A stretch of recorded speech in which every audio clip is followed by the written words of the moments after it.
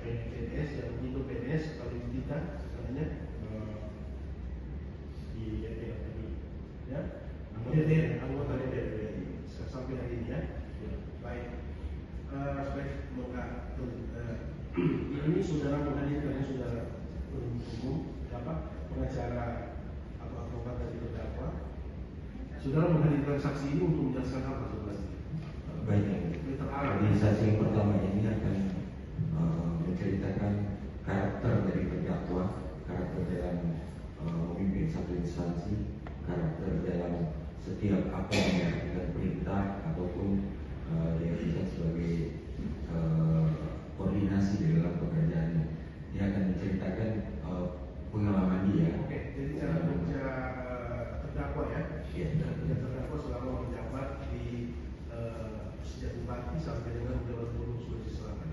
Kalau itu langsung aja saudara pertanyaan kepada saksi ya, saksi saudara ini. Silakan saudara pertanyaan di luar kesempatan. Baik, terima kasih yang mulia. Saudara saksi, saya sudah menceritakan bahwa mengikuti atau menjadi bawahan dari Pak Sahrul Yassin Limpo itu sejak dari Kabupaten Goa kemudian di pemerintah provinsi. Pertanyaan saya, dalam hal terdakwa menjadi pimpinan, apakah terdakwa itu sejak dari Bupati dan Gubernur itu, apakah terdakwa selalu bagaimana cara terdakwa berunding dalam hal misalnya ya teknis pekerjaan, misalnya perjalanan, apakah dia turun secara detail ataukah memberi perintah atau bagaimana pengalaman saksi di bawah? Baik, jadi perlu kami jelaskan bahwa pertama-tama kami ditempatkan di Goa pada saat itu, pada saat kami terima pertama menjadi komisi. Saya potong, coba tolong kalau mic itu bisa terdengar suara-suara. Satu dua. Ya.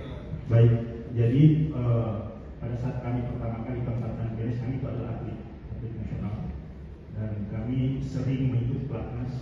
Kami pernah ikut SEA Games, Asian Games sampai Olympic Games. Nah ini waktu saya pertama mengenal beliau itu kepeduliannya luar biasa.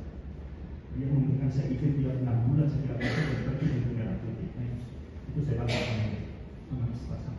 Kepemimpinan ya. Selain itu, apalagi dari selain kepedulian, kepedulian dari saksi merasakan kepedulian. Jadi saya ditempatkan di Goa itu bangga karena ternyata Goa adalah kota percontohan otonomi daerah di Indonesia dan Pak Sahrul itu punya prestasi yang luar biasa. Dan saya baru pertama kali kenal Pak Sahrul pada saat saya ditempatkan di Goa. Bahkan kalau Bupati Goa saya tidak tahu sebelumnya. Jadi pertama kali saya kenal situ dan banyak saya dibimbing. Kemudian saya sebagai atlet itu banyak mendapatkan motivasi dan kami itu motivasi sehingga saya pernah menamakan beliau itu sama dengan Wismoda Semanada. Dia bisa bahkan kita bisa kasih kalau ada kita dijual.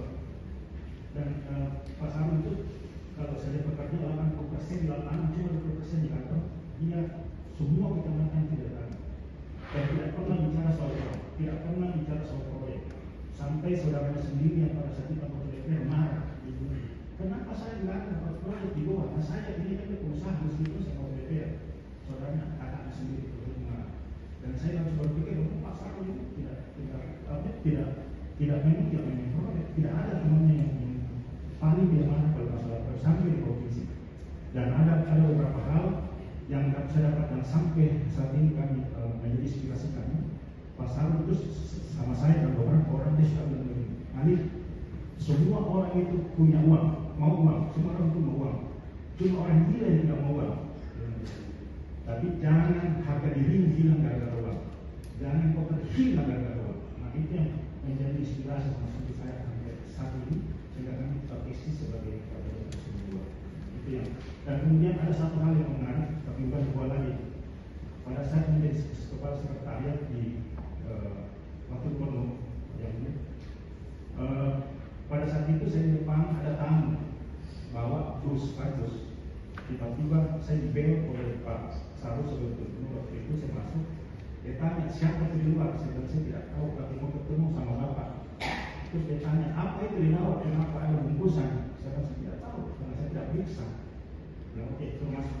Nah, pada saat saya suruh masuk, sampai di dalam, tidak lama kemudian orangnya keluar tidak bawa bungkusan.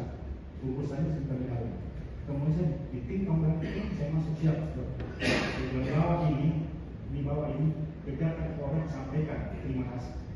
Saya bawa oleh ke barang, pada suatu ketika saya ada apa namanya, ada uang saya dalam dus itu. Saya kira dus itu sebesar dus aqua, dan saya sampaikan, saya kejar ke bawah karena di atas. Bapak ini Pak Sarul minta kita ambil kembali. Pak Sarul tidak pernah terima ini. Dia cuma bilang terima kasih sudah diberikan.